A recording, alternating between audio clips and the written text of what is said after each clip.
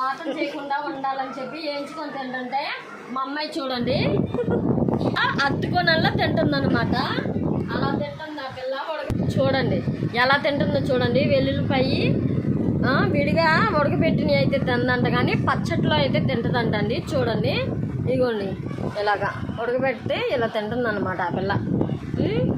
చెయ్యి అడ్డు పెడుతుంది చూడండి, చూపించనంటుంది. ఒక్కసారి చూపించమ్మా నవ్య నీ మొహము ప్లీజ్. నవ్య కావాలా తీసుకో. చూడండి దొంగ, పెద్ద దొంగ మా ఇంట్లో కల్లా. చూడు నవ్య, మా అమ్మాయి అస్సలు చూపించట్లేదండి మొహం అయితే మాత్రం. మొత్తం తినేయే, మొత్తం తినే మొత్తం తినే. వాతం చేయకుండా ఉంటుందండి వెల్లుల్లిపాయలు ఇలా ఉడకబెట్టుకుని తింటే. మా అమ్మాయి అందుకే తినేస్తుంది అనమాట, ఆరోగ్యంగా ఉండాలంట. ఈ వీడియో నచ్చితే కనుక ప్లీజ్ సబ్స్క్రైబ్ చేసుకోండి.